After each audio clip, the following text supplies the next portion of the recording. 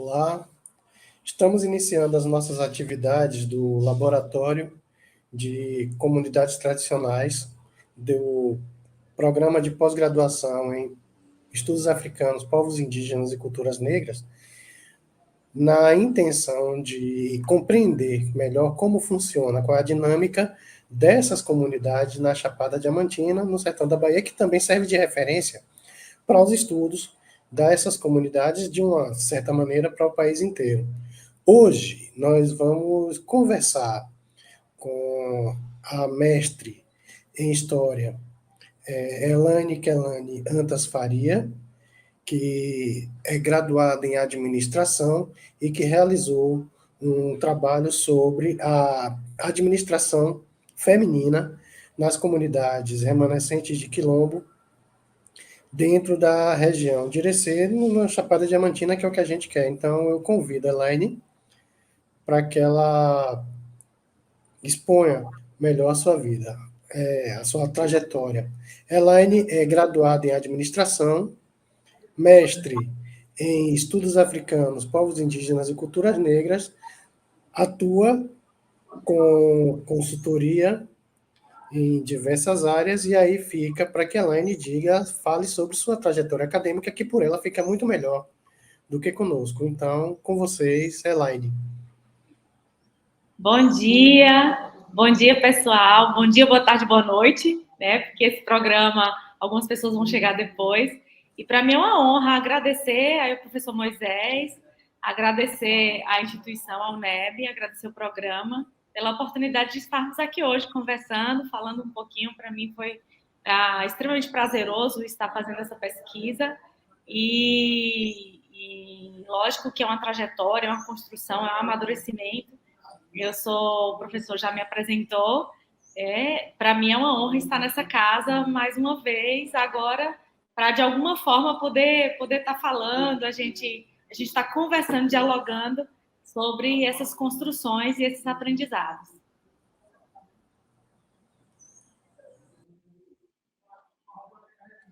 Então, Elaine, eu não tive a oportunidade de ler seu trabalho na íntegra, o tempo não ajudou, mas boa parte do trabalho dá para entender que você conseguiu, né, o que é um desafio para muitas pessoas, de interligar um projeto que é de história. A gente está vendo que são pessoas de diversos cursos, não só de alunos graduados em história que estão ligados ao mestrado. E por que foi PPG Afim que, assim, a gente sabe que no momento é nosso único projeto, mas tem que atrair as pessoas para que elas entrem no nosso programa de pós-graduação, né? Então, por que foi o PPG Afim? O que te atraiu para que esse projeto fosse relacionado nesse sentido, nessa comunidade em si? Então, eu sou administradora há 25 anos, administradora de empresas. E nasci em empresas, né? Nasci mesmo. Minha mãe me teve com parteira dentro da empresa, porque não deu tempo para o hospital. E aí eu cresci respirando gestão, tá? Por toda a vida. Aos 14 anos eu já gerenciava 70 pessoas e tive uma vida profissional toda pautada em gestão. Nessa ocasião, quando eu comecei os trabalhos, eu também fiz vários trabalhos paralelos, né? Eu trabalhava nas empresas da família, comecei a fazer desde muito cedo algumas assessorias e consultorias em outros negócios de amigos e de parentes. Depois veio a formação acadêmica, né? Em administração, eu concluí meu curso em dezembro de 97, então já tem um tempinho aí de estrada. Daí parti para as especializações em paralelo ao trabalho, né? Então fui me especializando, fiz minhas pós-graduações, tanto na área empresarial quanto em serviço de saúde, e também na área acadêmica, mas sempre linkando com gestão, com a administração de empresas, que era o meu campo de atuação e sempre foi. Daí continuei a minha trajetória acadêmica de cursos e de formações complementares, atuando também no mercado profissional. E quando veio a oportunidade do mestrado, sempre tive pretensões em fazer mestrado, mas daí há algumas questões pessoais, filhos e tal, não consegui estar em Salvador. Quando veio, que era a capital mais próxima, o local mais próximo onde tinha mestrado presencial. Quando veio a oportunidade do PPG Afim para Irecê, eu fiquei encantada. Encantada porque desde a adolescência, quando eu falei, né, que já atuava aos 14 anos e fazia trabalhos paralelos, voluntários, sempre atuei também em comunidades que naquela época, né, lá na década de 90, não era comunidade remanescente de quilombo, mas eram comunidades negras, e sempre realizei trabalhos voluntários nessas comunidades. Meus pais também têm um histórico na região de Irecê e em várias cidades da Chapada Diamantina, também relacionando trabalho voluntário, e isso me aproximou dessas comunidades. E eu comecei a perceber que a realidade dessas comunidades era um pouco diferente do que eu via, do que eu ouvia, do que eu lia. E quando veio o PPG Afim, eu me senti tendo uma oportunidade de me aproximar dessas comunidades, de aproximar desses contextos, dessas vivências, e através de uma pesquisa científica está dizendo aquilo que eu observava, né? Que eu comecei a observar há mais de 20 anos atrás, né? Há quase 30 anos atrás, nas minhas vivências, e estruturar isso de forma científica. Então, muito interessante essa parte. Então, já dá para saber um pouquinho de como esse tema foi escolhido, né? O tema da dissertação. Mas seria mais interessante a gente ouvir por Elaine Kelane, de verdade, a escolha do tema e a escolha também da comunidade, né? Já que não era só uma comunidade que já era conhecida, poderia já colaborar com esses detalhes adicionais sobre a pesquisa? Sim, com certeza. Conhecendo já várias realidades, né, de várias comunidades aqui espalhadas por toda a Chapada Diamantina, eu comecei a perceber que quando se falava em gestão, e aí quando você é apaixonada por um tema, como eu sou, por administração de empresas e por gestão, eu comecei a entender que, de repente, essa gestão que era tão masculinizada, em outros espaços empresariais, né, em empresas constituídas, em empresas de serviço, empresas de saúde, indústrias, comércio, lá nas comunidades havia sim uma gestão, muitas vezes não estruturada, muitas vezes sendo levada de modo informal e muito realizado por mulheres. Mulheres à frente dos trabalhos, mulheres à frente do giro econômico local, mulheres colocando, sabe, arregaçando as mangas, colocando a mão na massa, mulheres gerenciando a própria casa, não somente isso, gerenciando o seu processo produtivo. Eu falei, poxa vida, por que isso não é conhecido?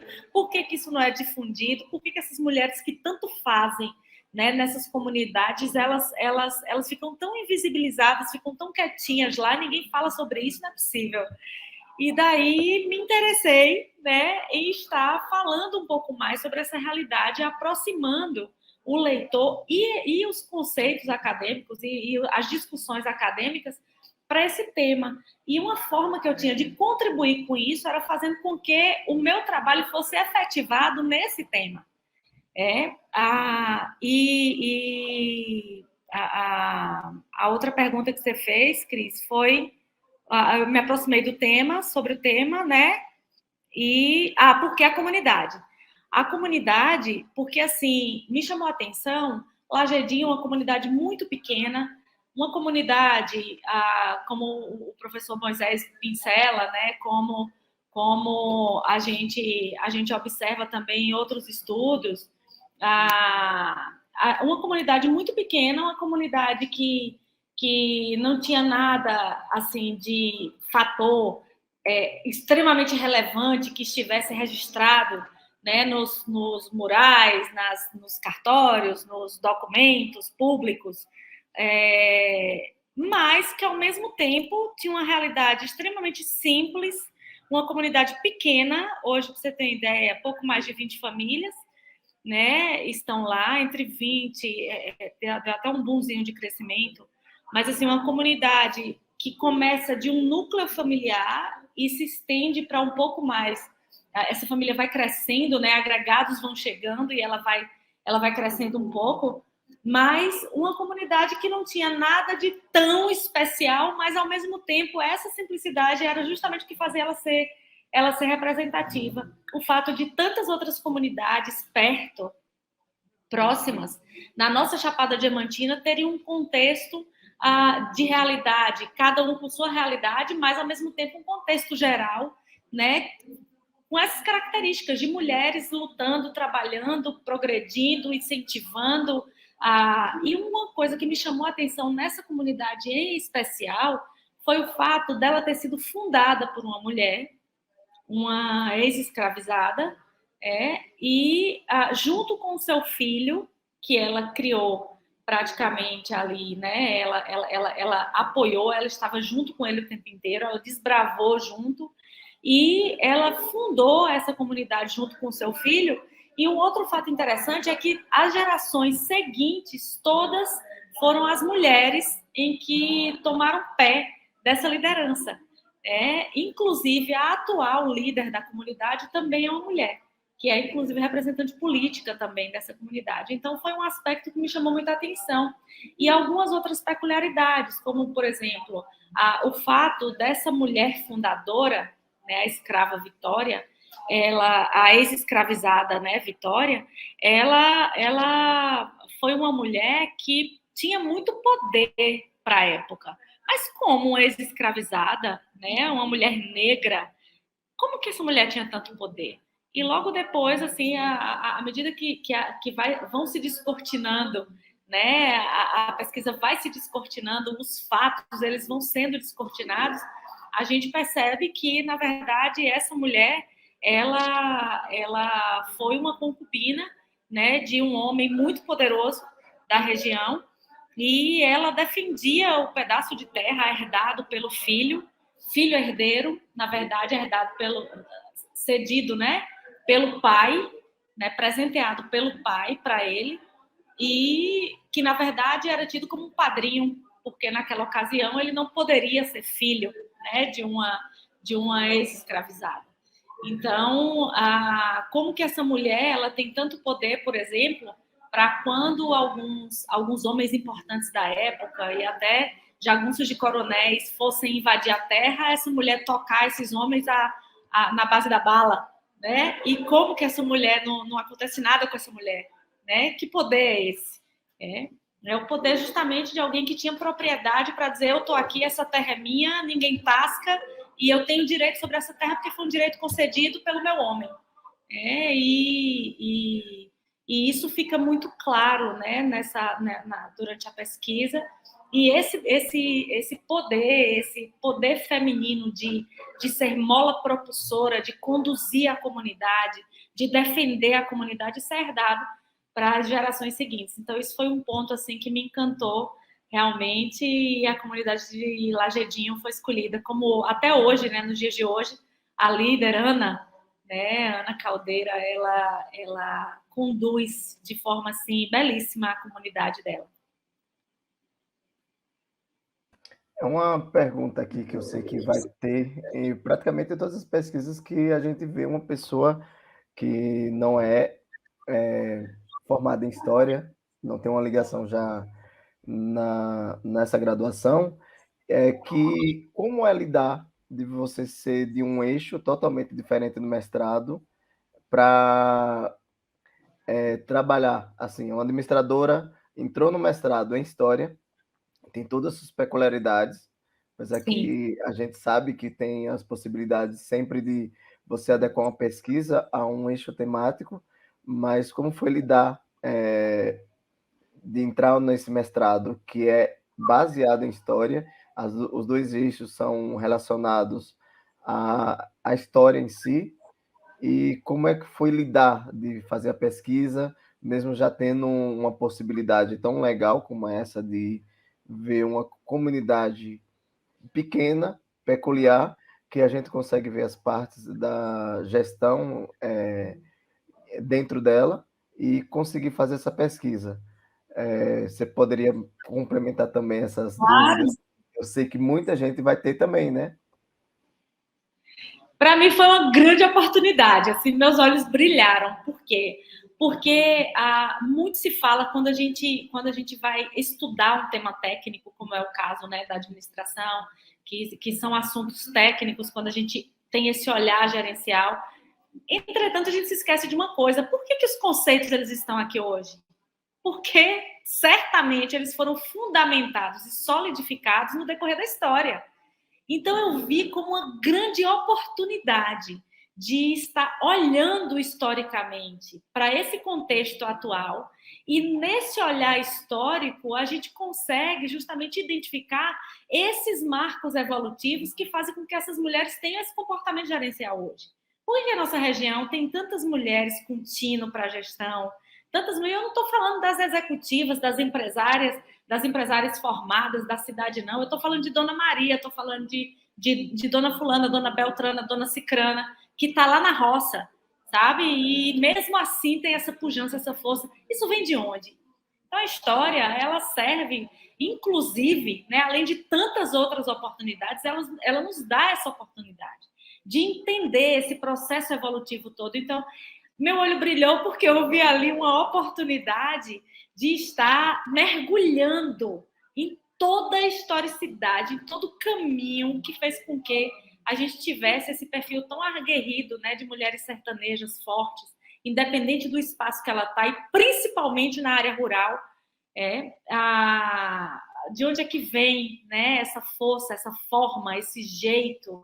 E daí esse mestrado me proporcionou, né, me deu a oportunidade de investigar melhor, de forma científica, sistematizada, e me senti extremamente segura por conta dos profissionais que eu tive acesso, por conta do meu professor orientador, né, o professor Dr. Moisés. Então, assim, ela nos permite beber de outras áreas e de outros olhares e de outras visões, olhar de outros ângulos.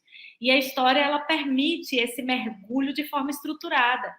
Então, ter contato com esses profissionais de excelência também, para amadurecer na gente esses conceitos, para fazer essa junção e essa interface, né, da parte técnica com os conceitos e o olhar histórico, isso foi muito importante. Então, para mim, assim, foi uma oportunidade realmente de mostrar, né, desde que essa forma de gerenciar feminino na área rural e em comunidades negras, isso não é da agora, né? Isso vem lá de trás. E o curso de história, ele promove isso. Sem falar que ele permite que a gente indague, né, ainda mais fortemente, tipo assim, os porquês, por quê? Mas por quê? Né? A pesquisa, ela nasce de uma inquietação e tem que ser, né? Então, para mim foi uma grande oportunidade. E foi dessa forma que eu consegui linkar. Complementando aqui, a gente sabe que sua pesquisa foi feita num período bem peculiar, que aconteceu durante a pandemia, né? Então, para finalizar esse trabalho, teve alguns entraves que podem ter colaborado ou atrapalhado também. Então, o que a gente gostaria de saber nesse momento é que como foi a trajetória da sua pesquisa e como é que a pandemia influiu também nesse processo e até na análise dos dados, né? Porque foi um momento totalmente atípico, seja para qualquer área, seja uma pessoa que estava pesquisando para graduação, para pós-graduação, mestrado, doutorado, teve uma mudança completa na rotina de qualquer pesquisador, né? Então, como é que a pandemia, como é que já foi uma trajetória de pesquisa que você já seguia e como é que foi mudando, que fontes você precisou utilizar? É isso que a gente está querendo já fortalecer nesse momento para entender sua pesquisa. Sim, então foi um período extremamente desafiador. Eu me lembro que teve um ápice que todos os arquivos eles foram fechados, né? Então a gente ficou meio que impedido de acessar por um período, né, arquivos públicos e as entidades, né, e as organizações aonde tinha material para pesquisa. Então, no momento mais caótico, mais crítico, a gente teve que recorrer à tecnologia, né? Então, muita videoconferência e comunidades, às vezes, com internet ruim, então a gente tinha que esperar, era ligação, né? Ligando para as pessoas direto, e alguns locais não pegava telefone, sinal telefônico, só pegava o Wi-Fi difícil. Então, a gente tinha que fazer agendamentos para quando essas pessoas estivessem reunidas na cidade. Então, tiveram, assim, a comunidade foi extremamente cuidadosa nesse sentido, se colocou totalmente à disposição, isso facilita muito essa relação. Então, até uma dica assim, que a gente dá, né, para quem está fazendo pesquisa, busque esse relacionamento, estreitar essa confiança, porque isso me permitiu, por exemplo, acessar pessoas da comunidade, mesmo no período de pandemia, onde a pessoa às vezes se deslocava para a casa de um parente seguro, né? Para poder fazer uma ligação para mim, para poder a gente conversar, para eu fazer essas entrevistas. Eu abri ali a câmera do WhatsApp e a gente fazer essa videoconferência. Então, eu precisei sim usar muita tecnologia no período mais crítico da pandemia. E aproveitei para ler muito, porque a gente sabe que para esses conceitos todos ficarem mais ou menos arrumadinhos, eu não diria nem arrumados, porque eu nem sei se fica tão arrumado assim, mas assim, eu precisei ler muito nesse período mais crítico. Então, eu aproveitei o período de pandemia mais crítico para me aprofundar nos estudos bibliográficos, na leitura de artigos, na leitura de documentos. Antes de começar a pandemia, eu já tinha conseguido já um material, né, de pesquisa digitalizado, de documentos digitalizados, onde eu pude fazer várias verificações. E assim que os arquivos públicos, as instituições, elas começaram aos poucos a se abrir, ainda que com restrição de horário, né, com o uso correto de máscara, fazendo a higienização das mãos, mantendo distância, com todos aqueles protocolos de segurança, né, ainda assim eu consegui agendar horário, né, nas instituições para poder estar fazendo as pesquisas. E a gente sabe que isso é um dificultador, porque às vezes você tem que fazer eu tive momentos que eu tive que perder trabalho, tive que adiar trabalho, né, para me dedicar à pesquisa, porque a instituição só abria naquele horário, então não tinha flexibilidade, então isso dificulta um pouco, mas eu acredito que aí logo quando começou a minimizar um pouco a questão da pandemia, aí eu caí em campo mesmo, aí eu entrei na comunidade com força total e fui fazer todas as outras pesquisas que eu precisava fazer, então intensificação de entrevistas, então foi um período desafiador, mas eu acredito muito que quando a gente quer, né, algo, quando a gente deseja realmente, a gente tem que se desdobrar mesmo. Então, a gente tem que se entregar, a gente tem que abrir mão, né, de algumas coisas, abrir mão acaba abrindo um pouco de mão do tempo com a família, de diversão, por quê? Porque ali naquele momento você precisa dar conta de uma responsabilidade. Então, foi realmente muito desafiador, demandou muita energia, né, de quem estava fazendo pesquisa nesse momento. A gente entende que poderia ter sido muito mais explorado, né, essa questão, principalmente a questão documental nos arquivos, que infelizmente eles estavam, né, não estavam liberados 100%, mas a gente conseguiu, mesmo assim, né, estar dando conta do que estava proposto na pesquisa. A gente acabou deixando uns detalhes sobre essa comunidade sem falar. A gente já sabe boa parte da história dessa comunidade, mas fica faltando alguns detalhes. Onde é que fica a comunidade de Lagedinho? Como é que ela se relaciona com outras comunidades, com a cidade sede? O que essa comunidade tem a oferecer hoje para outras comunidades ou para a própria sede, ou com a região em si, né? Que a gente tem um espaço bem grande e que tem promissão também para algumas possibilidades. Então, o que é essa comunidade? A gente já sabe que ela é especial nesse sentido historicamente, já a formação, mas o que ela tem a oferecer economicamente, culturalmente, para outros espaços da região. Sim, a Lagedinho é uma comunidade, uma pequena comunidade remanescente de Quilombo, e ela fica situada no município de Lapão. Ela fica aí a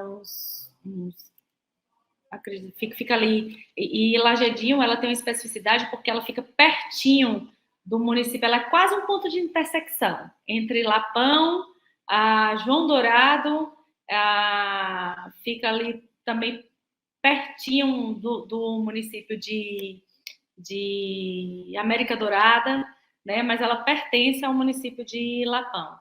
É uma comunidade em que atualmente ela sempre esteve voltada para a agricultura.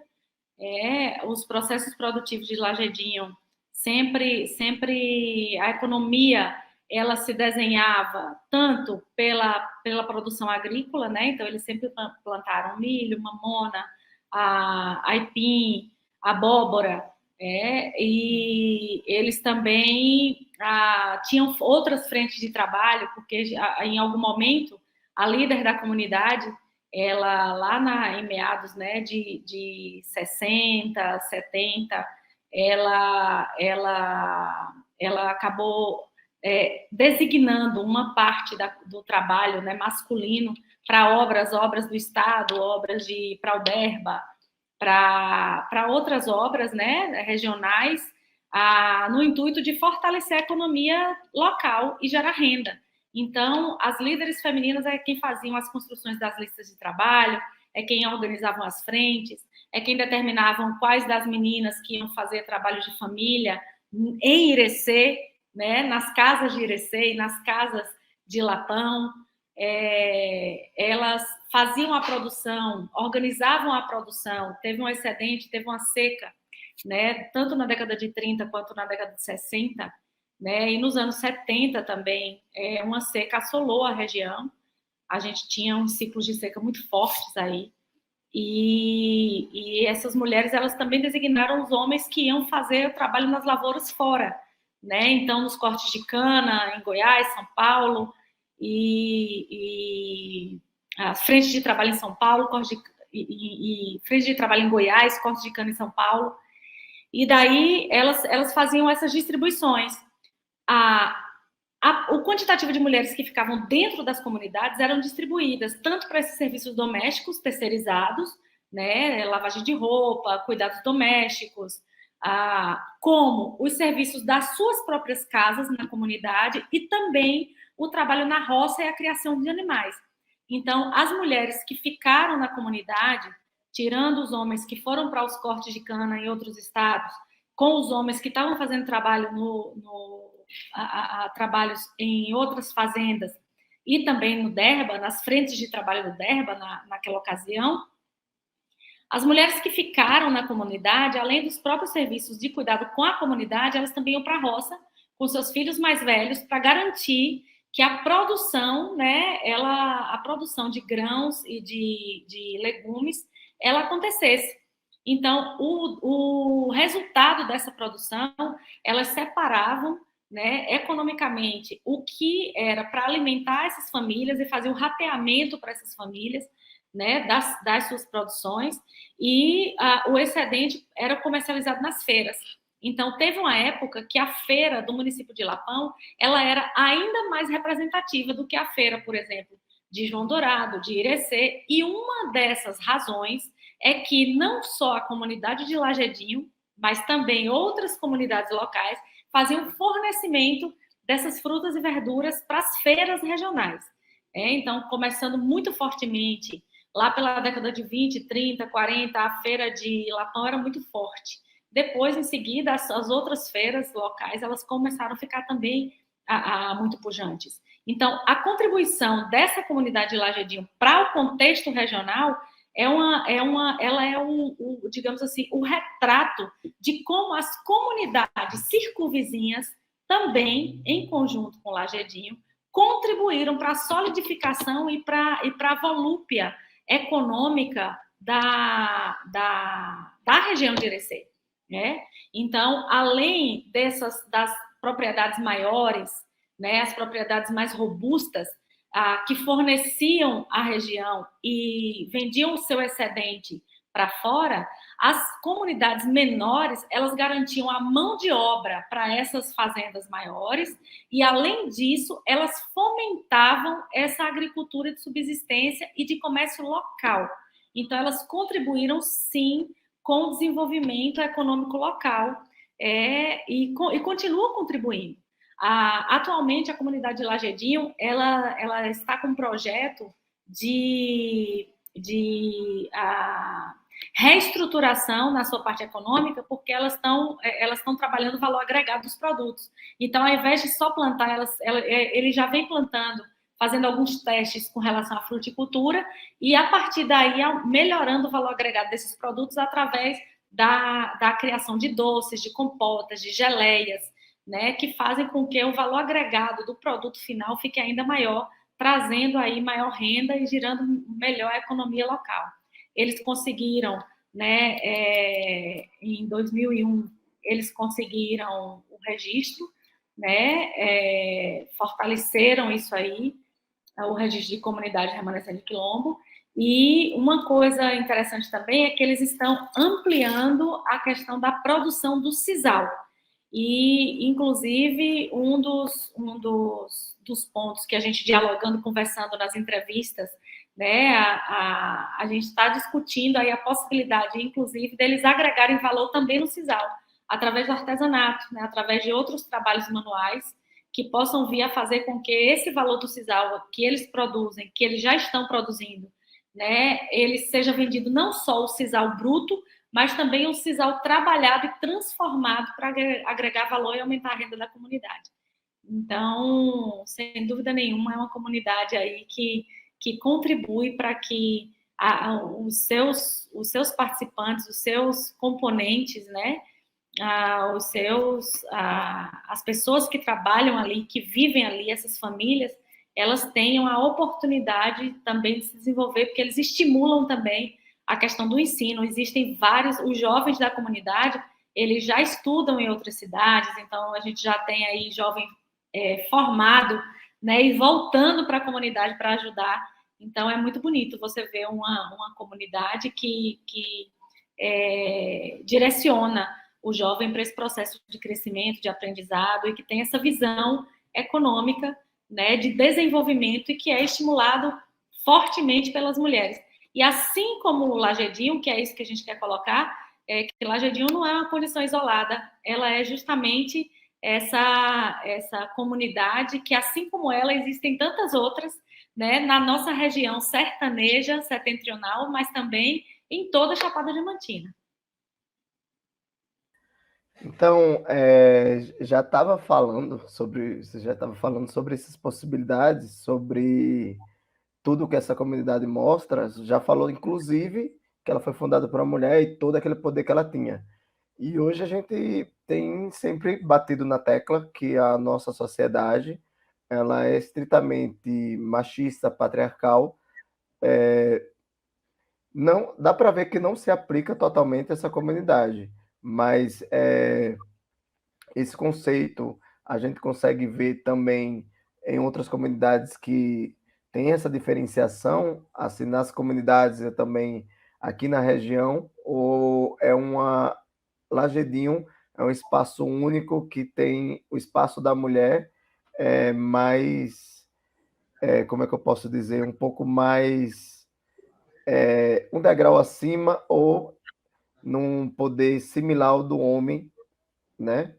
E além disso daí, eu queria saber também como é que essa comunidade, que já começou no período escravagista ou escravista, e como é que ela consegue se manter até hoje. Essa parte a gente já deu para notar que é uma parte muito legal, mas teve aquela parte anterior que foi antes deles começarem a cultivar, a chegarem nas feiras, teve um momento que essa comunidade começou a se manter de algum jeito. Uma comunidade era só subsistência ou eles já começavam a vender o excedente também? Eles vendiam sim o excedente, inclusive a líder, que foi a neta da fundadora, né, por volta da década de 70, 60, 70, Quem assumiu as rédeas da comunidade, digamos assim, foi a neta da ex-escravizada Vitória, né, que também se chamava Vitória, Vitória Neta, e Vitória Caldeira. E ela só para vocês terem uma ideia, quando tinha, às vezes passava um caminhão, e aí era uma estrada que dava acesso a Canarana também, eram trechos, e a estrada era muito ruim. Então, vez por outra, um caminhão ali quebrava, precisava de mão de obra, ela rapidamente recrutava os homens que estavam ali e estabelecia, ela negociava, tipo assim, ok, a gente tem como fazer a força aí, a gente tem como resolver seu problema, a gente tem como consertar, inclusive fazer esse primeiro conserto para você chegar na próxima cidade, e ela negociava o serviço e distribuía a frente de trabalho ali mesmo, né? Então, e oferecia também ajuda a quem passasse, e às vezes uma coisa interessante é que quando o pessoal estava passando na porta da casa, às vezes famílias, né, que vinham retirantes de um lugar para outro, e já estava, às vezes, no lombo de um animal, né, alguns dias que passava na frente da casa dela, ela via cansada, ela convidava para entrar, dava café, dava água, dava um prato de comida, era um traço dela. Então, era essa mulher extremamente generosa e, ao mesmo tempo, essa mulher aguerrida que ia lá e buscava frente de trabalho mesmo. Então, negociava com políticos. A gente tinha, na região, épocas assim de seca, onde haviam quebras de safra, né? Então, as propriedades, elas plantavam. Imagine a dificuldade de uma pequena propriedade, né, que vive do sequeiro, que a gente diz, né, na nossa região, que é quando você não tem processos irrigados. Hoje, a comunidade já tem pequenas irrigações, mas naquela época, né, pequena irrigação gotejada, tem algumas áreazinhas que tem poço, né? Então isso facilitou muito, né, através de projetos que eles fizeram, criaram e conseguiram. Mas assim, naquela ocasião, naquela época, era a plantação de sequeiro, então não choveu, perde. Né? Então, para isso, precisava se buscar outras alternativas, que eram as frentes de trabalho. Então, ela pessoalmente negociava com políticos da região frentes de trabalho para pessoas da comunidade, né? Para os homens, inclusive, né? De Lagedinho.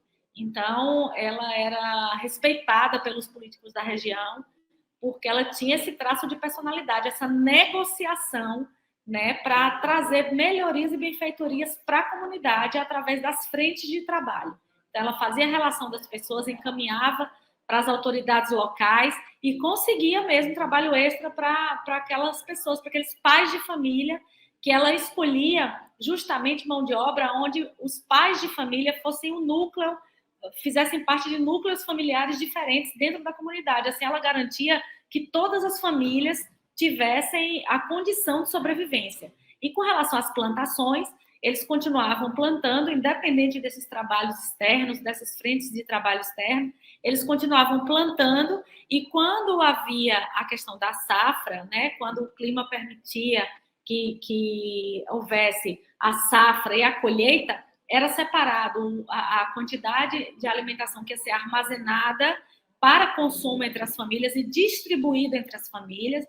Era também selecionado o que seria, no caso dos grãos, né? O que seriam as sementes para garantir a próxima etapa produtiva, o próximo ciclo produtivo, o próximo plantio, e era separado o excedente que era comercializado, né, nas feiras da região. Uma outra pergunta que você me fez foi com relação a se como é que funcionava esse Lagedinho com relação à mulher. As mulheres reinam soberanas. A gente sabe que uma comunidade ela não é isolada, por mais que ela tenha as suas especificidades locais, ela dialoga com o todo, ela dialoga com o contexto regional, que dialoga com o contexto nacional, que dialoga com o contexto internacional. Então, os conceitos de preconceito à mulher, de restrição à mulher, a gente sabe que isso tem em todo lugar. E em Lagedinho, assim como em algumas outras comunidades, onde culturalmente a comunidade já está acostumada com essa proatividade feminina e com essa gestão feminina, isso é suavizado? A gente sabe que sim, mas isso não impede essas mulheres, elas não vivem numa ilha na comunidade, né? Elas dialogam também com outros espaços, elas dialogam com outras comunidades, com outras pessoas de fora. E esse preconceito existe. Às vezes ele é velado e às vezes ele é, sim, escancarado. E no caso das mulheres de comunidades negras, isso fica ainda mais agressivo, porque além dessa mulher, ela, além do gênero, né, o fato dela ser mulher, ela é negra. Existe ainda o preconceito, né, contra a mulher negra. E é um preconceito de que, assim, além de você ser mulher, que você não deveria estar ali liderando, você, o fato de você ser negra, de você a ser taxada como que assim, você não é para estar num lugar de gestão, você é para estar num lugar de subserviência por causa do período escravista, né? O ranço da escravidão. Então, existem todos esses pontos e essas mulheres, elas enfrentam de cabeça erguida, não que elas não sintam, elas sentem e sentem bastante, mas as mulheres que têm um determinado nível de consciência a esse respeito, elas se utilizam do seu poder ancestral realmente e da sua força. E a gente sabe que tem muitas comunidades que as mulheres nem têm esse conceito formado na mente delas, do poder que elas têm e da força que elas trazem. Então, esse foi mais um motivo assim, que me estimulou, né, para estar reforçando, através de um trabalho científico, essa condição, né, dessa mulher que nem sempre ela tem consciência do tamanho do poder que ela tem, né, mas que ela consegue, sim, transformar os espaços onde ela está. Toda pesquisa de relevância ela vai ter alguns fatores, né? Tanto fatores quanto resultados. Então, quais são os fatores e resultados que mais implicam na sua pesquisa e que deve ser levado em conta, principalmente para a pessoa que ainda não teve a oportunidade de ler sua pesquisa, quer entender um pouquinho melhor.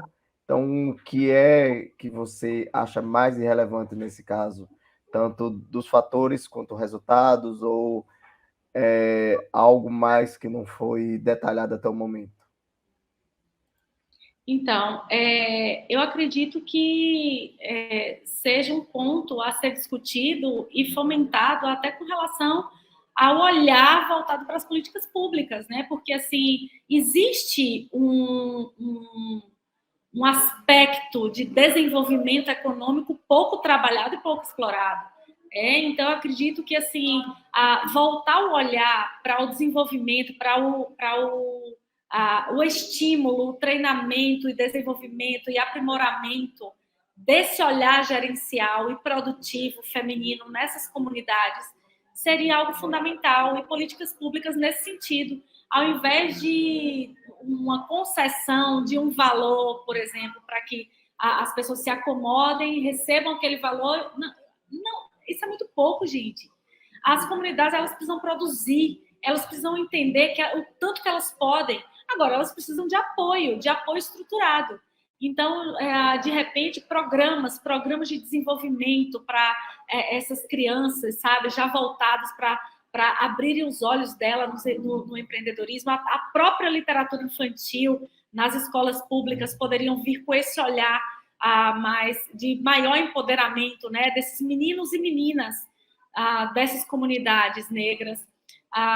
Apoio à jovem, política pública voltada para a menina jovem, que quer empreender, que quer buscar, Existem algumas peculiaridades, vamos colocar até assim, para a comunidade jovem, porque aí a gente colocaria meninos e meninas, e programas, sim, voltados para a mulher negra, ligadas ao empreendedorismo, ao desenvolvimento econômico, à geração de renda dentro das comunidades. Por que para as mulheres?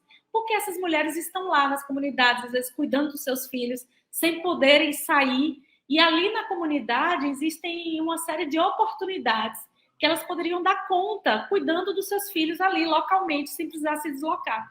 Então, eu penso que esse estímulo, né, de conhecimento desenhado para essa mulher negra de comunidade remanescente de quilombo, de comunidade negra, vamos botar assim, porque os quilombos no sertão, eles têm uma série de especificidades que aí fica para fica para um outro momento, que é como o professor Moisés sempre diz, né, extremamente um tópico extremamente rico que merece até um outro ponto de debate no outro momento, né? Mas essas peculiaridades que o nosso sertão da Chapada Diamantina tem, né, que contribuiu para a formação dessas comunidades, são peculiaridades que permitem que essas políticas públicas olhem de forma diferente, né? Então, eu penso que programas, sim, de desenvolvimento, de capacitação, de estímulo ao conhecimento, para que essas comunidades elas percebam que elas têm muito potencial e que a mulher, nesse contexto todo, faz, sim, toda a diferença e pode fazer a diferença se ela quiser. Seria isso. Então, a gente tem aquele costume de ver um conhecimento pronto. Muita coisa dos livros de histórias a gente já lembra daqueles detalhes que hoje a gente discute muito. Inclusive, o nosso contexto regional, ele tem uma diferenciação do conceito ou do contexto de lá da capital. Então, a gente vê muito que quando vai verificar essas comunidades, que ela tem uma peculiaridade totalmente diferente das comunidades que foram fundadas mais próxima da capital. Então, como é visto por você esses dados externos comparados com os dados adquiridos através de pesquisa, através do projeto ou através do PPG Afim? Existe aquela diferenciação mais mais vista desde que entrou no mestrado e também na pesquisa, no nosso contexto regional também? Nossa, totalmente diferente, assim. É incrível quando a gente chega, né, no mestrado, a visão curta que a gente tem, né? Porque a gente lê pouca coisa a esse respeito e o que lê nem sempre retrata, né, a realidade, retrata a realidade de um pedaço do país, um pedaço do Brasil, mas não retrata todo ele.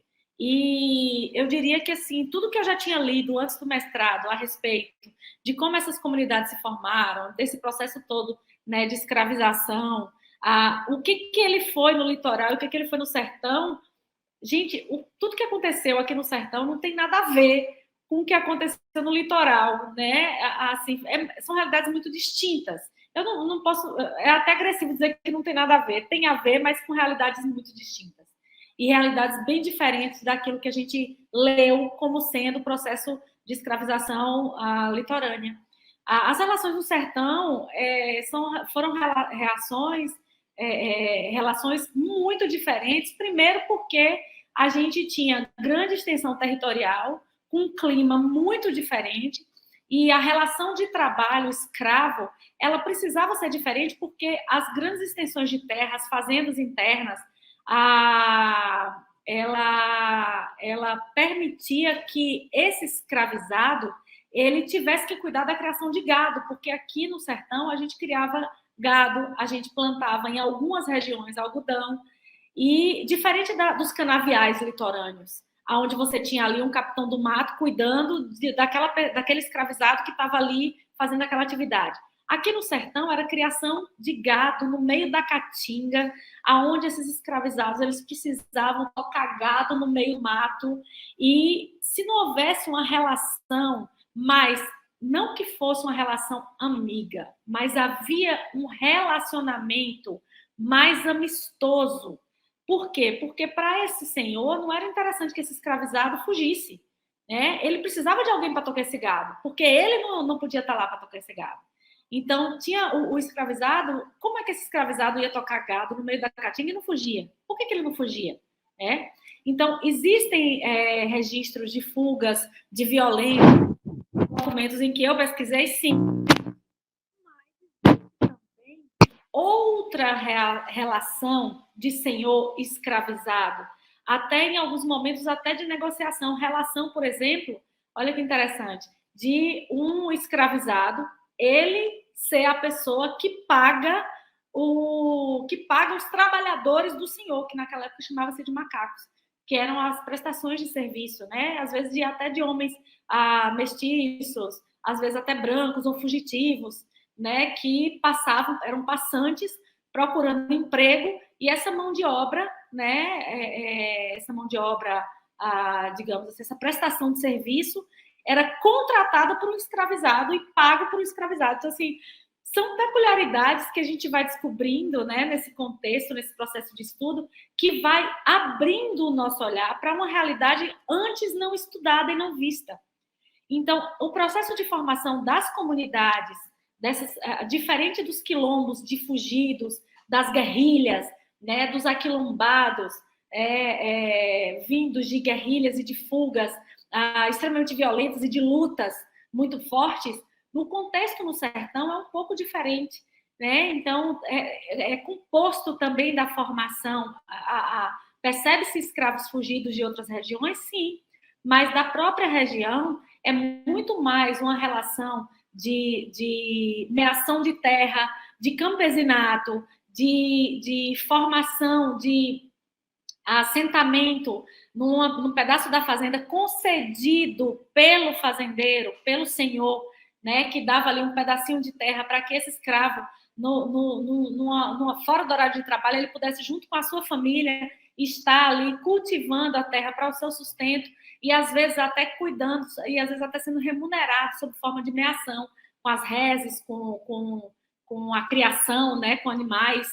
Então, você cria e você tem um percentual ali que você ganha em animais, e isso permitiu um processo de capitalização desse escravizado.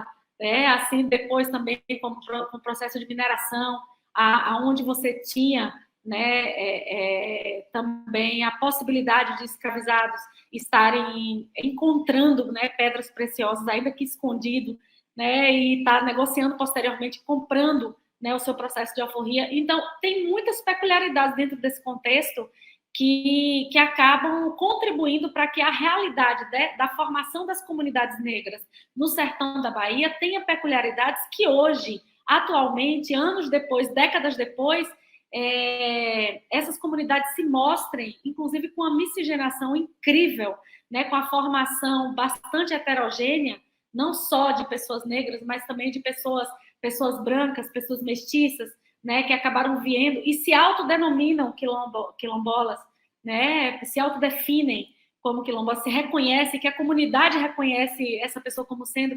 Então, assim, existem várias peculiaridades que trazem essas comunidades negras com características que precisam ser observadas de forma diferente, porque elas são diferentes. E esse olhar demanda políticas públicas diferentes. Políticas públicas, quando a gente fala em política pública, a gente tem mania de colocar todas essas políticas num bolão só. Está na hora de estratificar, isso é inclusão. Então, está na hora da gente entender que eu preciso desenhar uma política pública dessa forma para aquela região, porque aquela região tem essas e essas características. Desenhar para essa outra região com essas e essas características. E no caso das comunidades remanescentes de quilombo e das comunidades negras no geral, do sertão e da Chapada Diamantina, ela precisa ter um olhar e precisa ser desenhada, e com certeza o papel da mulher precisa ser valorizado nesses espaços. Valorizado e desenvolvido. Ótimo.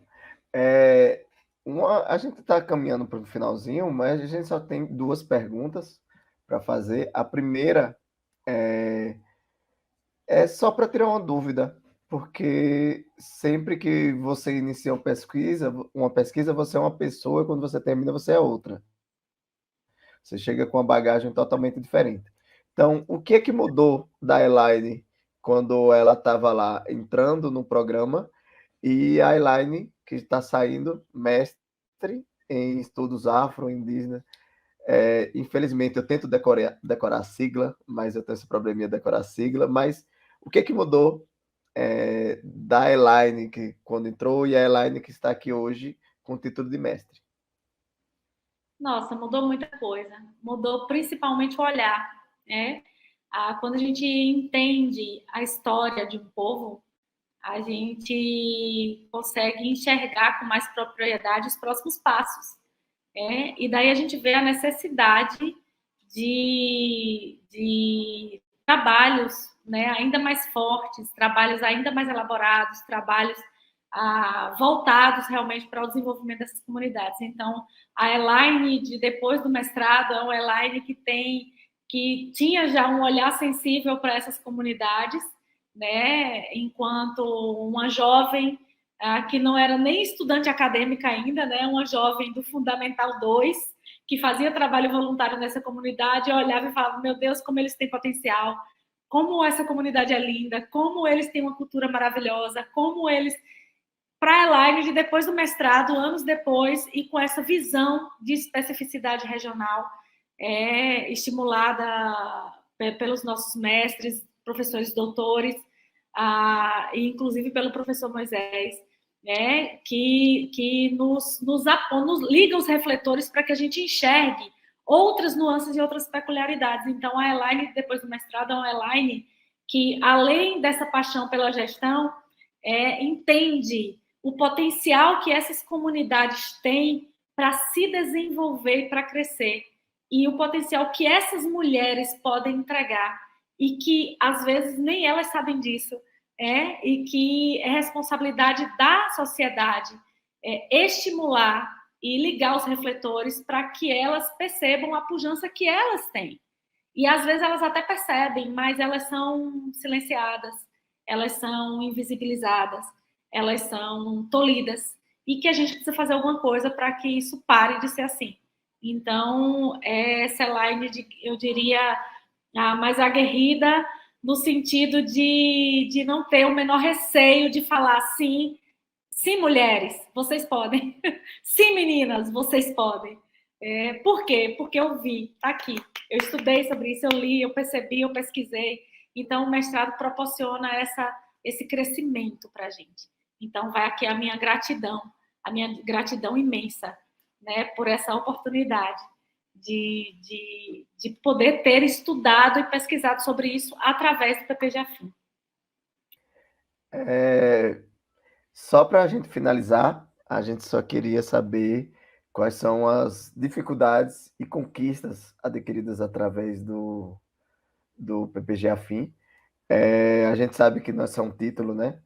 Muito mais que vem relacionado.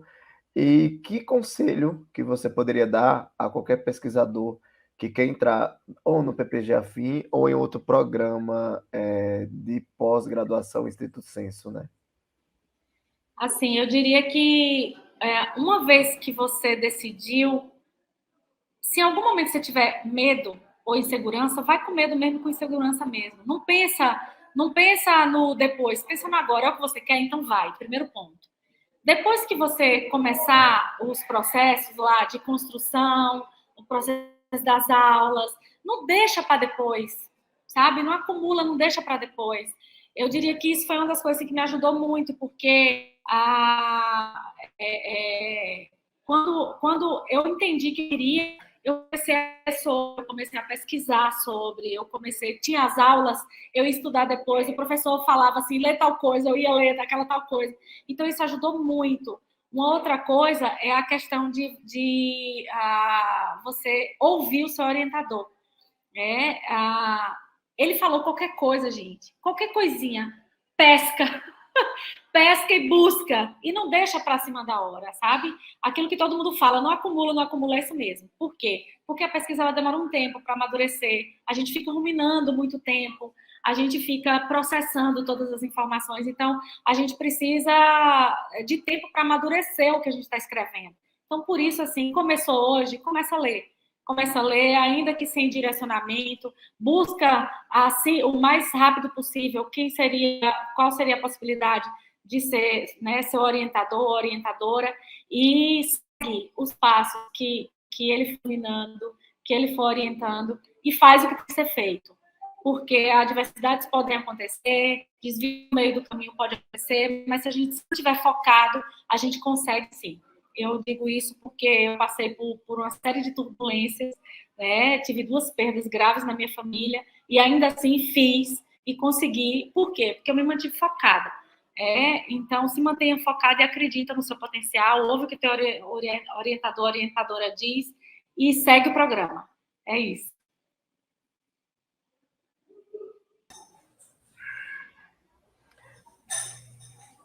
Então, a gente está aqui finalizando. É uma oportunidade muito boa de estar aqui nesse momento contigo, Elaine. Eu estava muito ansioso para conhecer melhor a pesquisa. Como eu disse, eu não tive a oportunidade de ler na íntegra. É um trabalho muito denso, né? E que tem uma importância muito relevante. A gente sabe que esse momento da entrevista é um momento pequeno, comparado a toda a trajetória, é só para a gente conhecer o suficiente, outras pessoas se sintam instigadas a conhecer seu trabalho, se sintam instigadas a ler ele na íntegra, conhecer o projeto, o mestrado, conhecer várias oportunidades que a gente tem aqui e que às vezes a pessoa não pode não conhecer. A gente já viu que é um mestrado, apesar dele ser em história, existem possibilidades de discussões em outras áreas que não seja estritamente história. A gente pode discutir em administração, em direito, como tem muitos colegas seus, e é muito importante a gente ter esses momentos de discussão, de aprendizado, de conhecer o que a gente tem de particular, de diferente no nosso espaço, que é a nossa região, que está aqui próxima que é na Chapada Diamantina e ao mesmo tempo não, que tem é, várias comunidades, e a gente tem de aprender realmente o que a gente tem a oferecer, o que a gente tem de diferente, o que a gente tem, as riquezas que a gente tem culturalmente, social, econômica, através desse, desse momento, dessa comunidade, né? E nosso espaço em si. O professor Moisés vai finalizar, né? Agradeço imensamente a presença de Elaine. Não poderia te citar o orgulho que tive de participar do trabalho, de orientar e das descobertas que a gente vem fazendo. Estaremos juntos em outros momentos, isso com certeza. E mesmo sabendo das dificuldades de horário, de agenda e de tudo, a Elaine se prestou a estar conosco. Então, a gente agradece e espera em breve estar juntos em novas discussões sobre esse tema. Muito obrigado, Elaine. Eu que agradeço imensamente, agradeço à instituição, agradeço ao programa PPG Afim, agradeço ao professor Moisés, que, assim, para mim foi uma honra ter sido orientada por ele. Assim, agradeço o espaço para estar aqui e dizer que sim, Irecê é Chapada Diamantina. Irecê faz parte da região setentrional da Chapada Diamantina.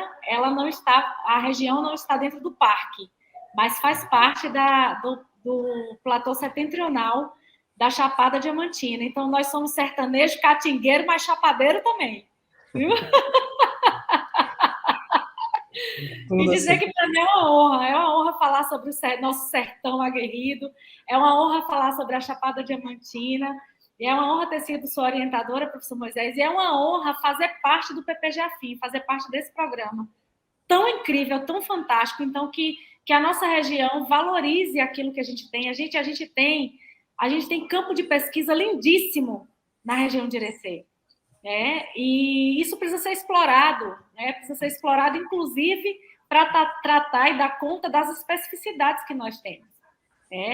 Então, que vocês que estão aí nos ouvindo aproveitem essa grande oportunidade, independente da sua área profissional. A história ela é alicerce para toda a nossa vida, é alicerce para a nossa profissão, é alicerce para o nosso contexto. Inclusive, a história que nós estamos produzindo hoje será alicerce para gerações futuras.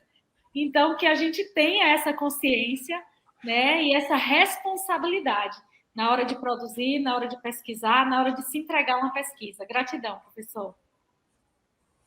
Ok, nos vemos numa próxima oportunidade. Até mais e bom dia, boa tarde, boa noite a todos. Tchau.